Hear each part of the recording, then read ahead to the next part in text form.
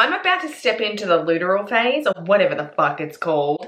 And when that happens, I can't talk. So bear with me today, bitch. It's time to discuss all the romance books that I read in January. Let me just say now, we've got some disappointments. A little disclaimer, just because I don't like a novel does not mean that you won't like a novel. If the book that I mention still piques your curiosity, go ahead, pick it up and read it for yourself, because you might love it more than I did. I just want to get straight into this video, no rambling, let's just chit chat. Let me explain to you these books that I read, if I loved them, if I hated them, what I rated them, and all of the above. So at the beginning of January, I really didn't know where I was going, what I was doing, what book I wanted to read, and I was feeling a little burnt out with romance and wanted to try something different, so I picked up The Bronze Horseman, which is a trilogy. I have already done an entire review and recommendation video based off this trilogy, so I'll link that at the end of this video if you are interested. There is spoilers in that video,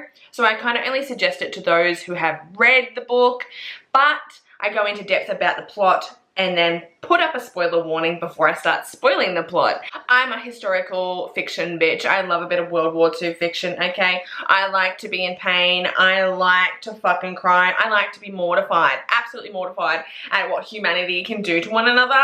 And I've always had a bit of a hyperfixation on World War II, like many people in the world, because it's like, you know, you learn about it and you're bamboozled, bitch. You're just like, as the fuck if this is a part of our history. It's madness. But this book was recommended to me a long time ago. There were quite a few of you that were like, girl, you need to read this. Like, this is going to crush your fucking soul and you're gonna fall in love. I have not fucking recovered from this. This, by far, the Bronze Horseman trilogy is the most incredible love story I have ever fucking read, bitch. Ever fucking read. It is set in Soviet Russia, 1941, okay? When the Germans invaded. I emotionally am so attached to this fucking story. Like, I think about it countless times a day. Hands down, countless times a day. I've never fallen in love with characters like I have with these ones. This is about Tatiana, who is 17 years old, and obviously war's broken out and she gets sent out on a mission by her father to collect groceries as much as she fucking can, because, you know, they've heard on the radio that war is upon them. And when she is out collecting groceries, she's a bit aloof to the world around her. And instead of getting like all the groceries, she forgets what she needs to get, and she's a bit distracted by all the chaos around her, so she ends up just buying an ice cream, and she sits down and just has this ice cream. And that's when she sees Alexander, who is 22 years old, an officer in the Red Army. They make eye contact and their story begins, bitch.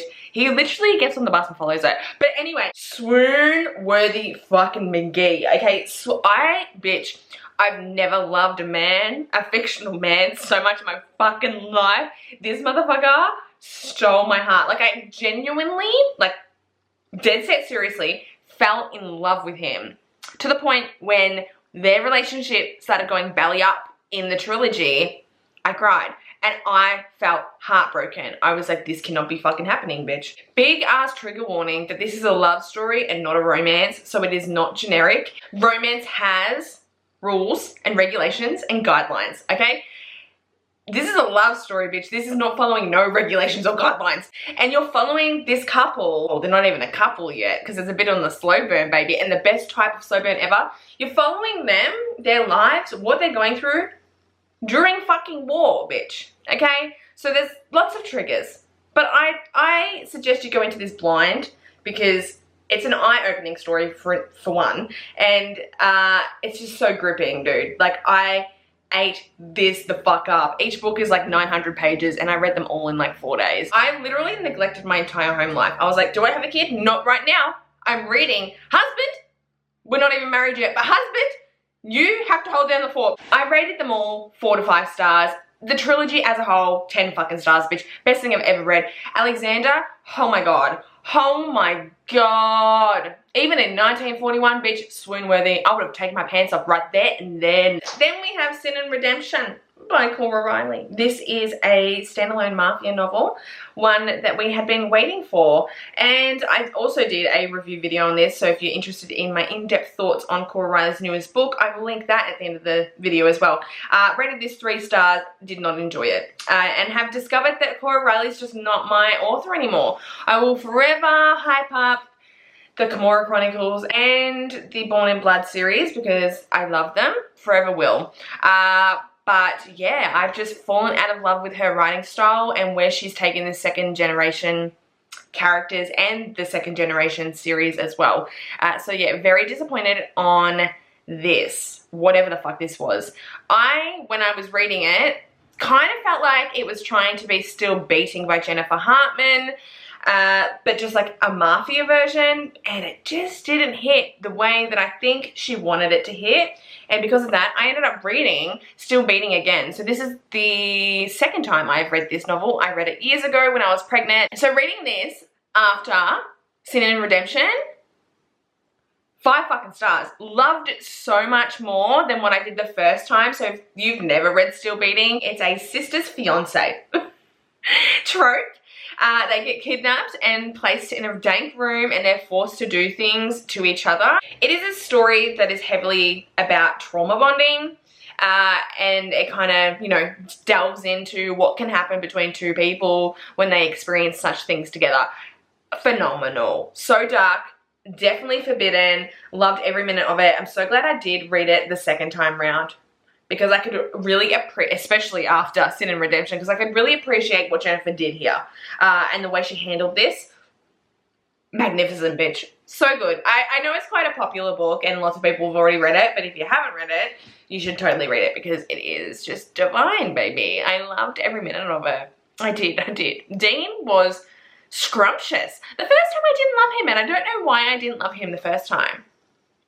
But the second time I was like, Dean, you could come home with me. I read this, The Girl with the Violin. Now, first off, the writing in this was beautiful. I believe Shelley is an Australian author. Just the reading experience of this was beautiful. Very heartbreaking though. So this book is actually set in Germany around the time of the fall of the Berlin Wall, bitch.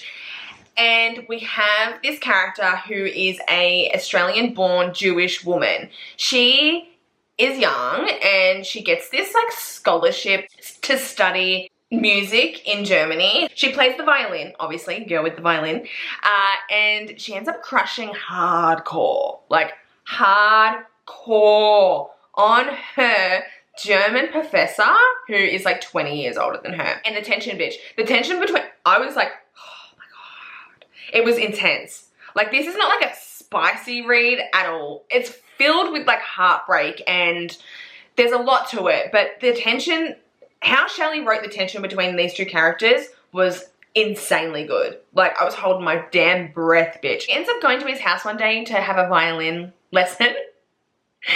And they're like sitting down afterwards just talking, getting to know one another type of thing, and it's super professional, like he's keeping it profesh.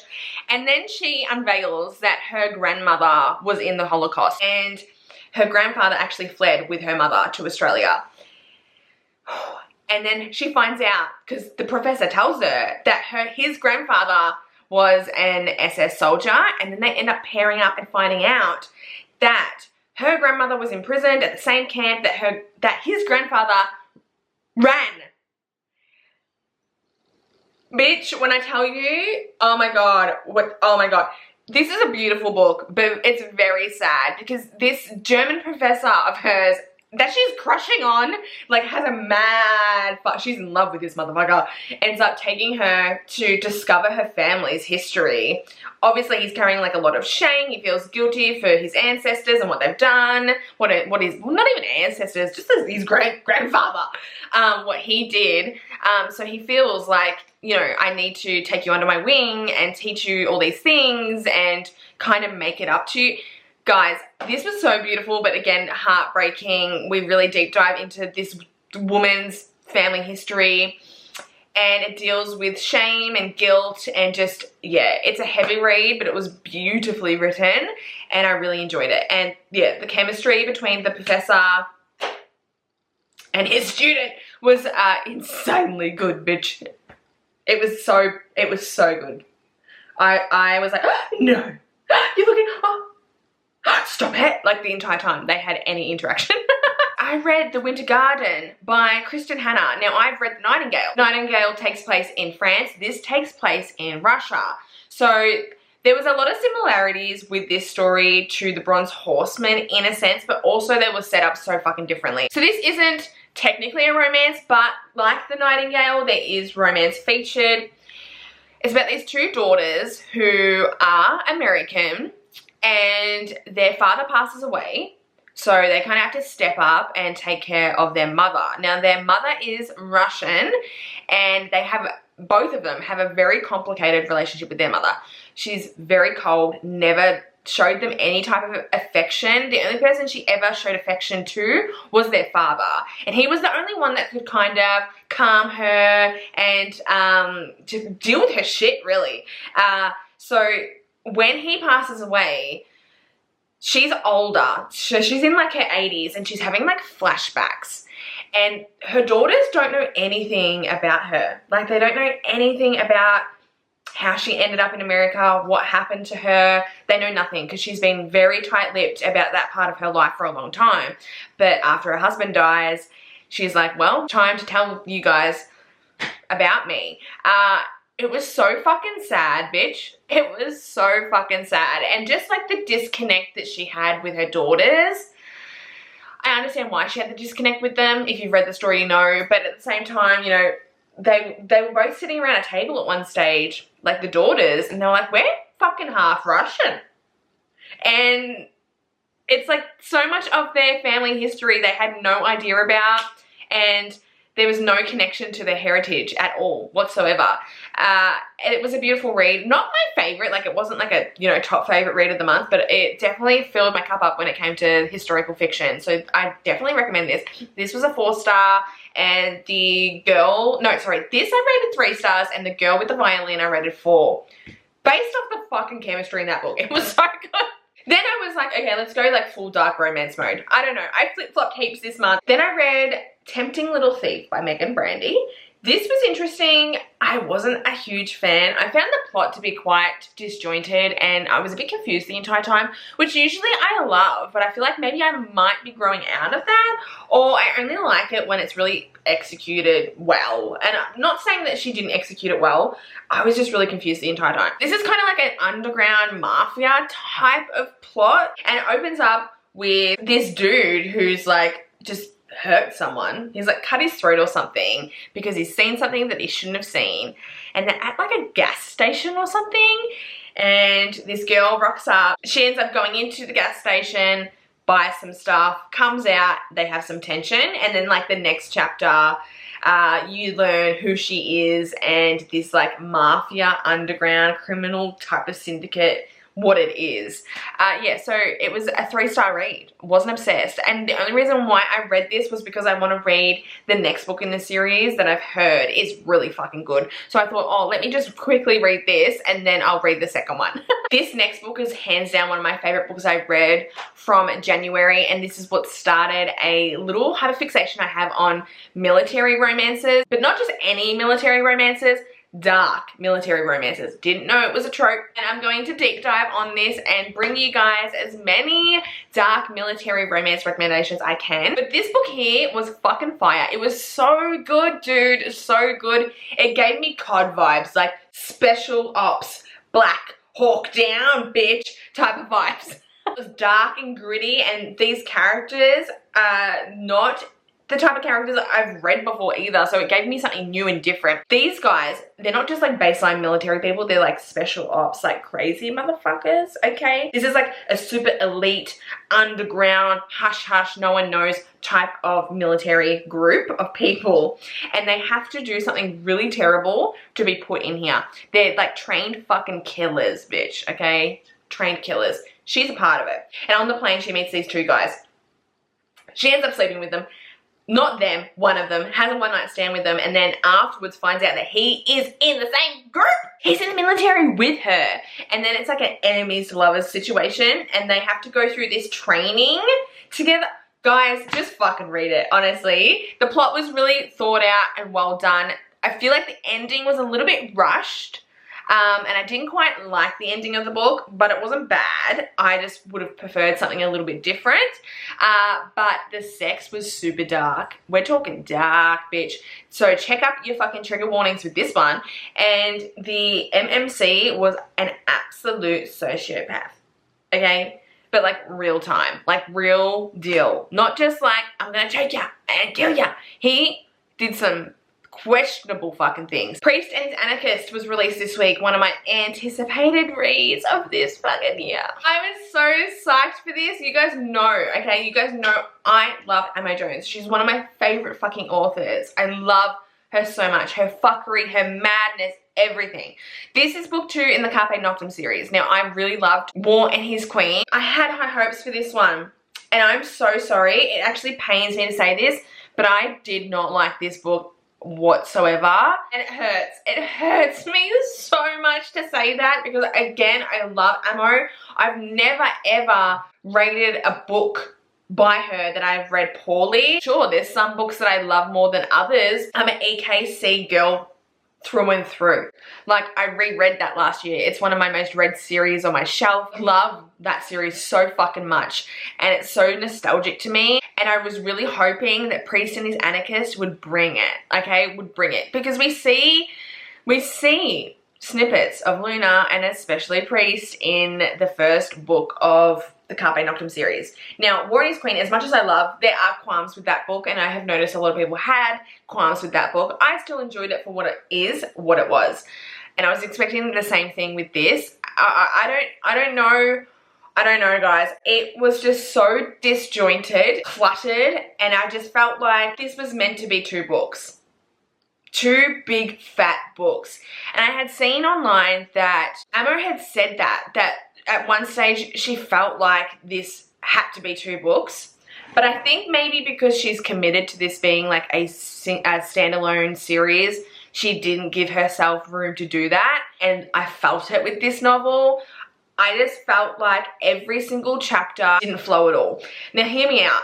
Amo's an author that brings the fuckery. You're meant to be confused the entire time. You're meant to be like, what the fuck? It keeps you turning pages. And then she kind of gives you, you know, the full circle moment at the end, and you're like, oh my god, the twist. This was chaotic and messy. Not like that. Nothing flowed for me, personally. Like, each chapter, I was like, who's talking? What's going on? What year is it? Like, how old are these people? Like, where does this align with the first book? Like, I honestly, every single page, I didn't know what was going on. I really lost the chemistry between Luna and Priest. And Priest, I was really intrigued to read his character, but I felt like he was just, I don't know, I just feel like his character arc, there could have been more depth to it, and we didn't get to explore it. I was quite disappointed by this. I feel like it should have been 2 books.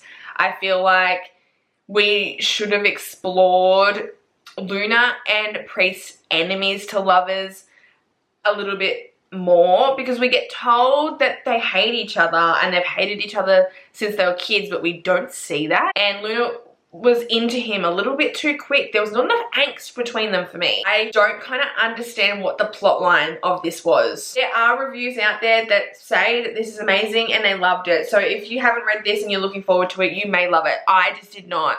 I really struggled getting through this, which is really uncommon for me with an Amo book. And I don't know, it just, nothing flowed. And I said to one of my friends, like, when you read the EKC, like the Elite Kings Club, you're confused the whole fucking time. And you're like, what is going on? But the bonding between the characters and the development between the characters gives you something else to focus on, and then you get to the plot twist and then the full circle moment, and you've enjoyed your reading experience because you've spent so much time with these characters, you've got to know them, the tension, the chemistry. Like, I didn't get that from any of the side characters really, and it confused me because I'm just like, who are they? Who are they? Like, who are these characters? I'm not learning anything about them. I also felt like the characters flip-flopped a lot with their personalities. Like, at one stage, Priest was saying that he hated and wasn't a fan of war, and then like a few chapters later he claimed that he was his best friend. Just things like that. I just feel like this needed a little bit more work. It needed to be longer. And I don't know if she was just trying to like mind fuck us 10 times harder, but hopefully she doesn't see this because I feel really mean. Oh my god, and I love her books, and I will read the rest of the series, and I will promote all the books that I love from her. But there's a method to her madness, and I feel like she tried to outdo her method to her madness with this novel, and it didn't make sense. It genuinely didn't make sense. Maybe it will make sense in the third book. Even the ending to this, I was like, is there going to be a second book? I had no clarity whatsoever at the end of this novel. I just cannot even tell you what the actual plot is, what went down, or what's going on. Like, I cannot. This just didn't hit. It did not hit, and that really upsets me, and I'm so sorry for saying that. They're all the books that I read in January. I'm having a really slow going month Feb, so I don't know what the fuck my reading wrap up for February is going to look like, because after Priest and His Anarchist, I'm slumped, bitch. Like, that just, I don't know, it fully slumped me, but not in a good way. Let me know in the comments below if you've read any of these novels. Also, let me know what your favorite book that you read last month was. I hope you guys have a wonderful day wherever you are. Thank you so much for watching. It means the world to me, and I'll see you soon. Bye.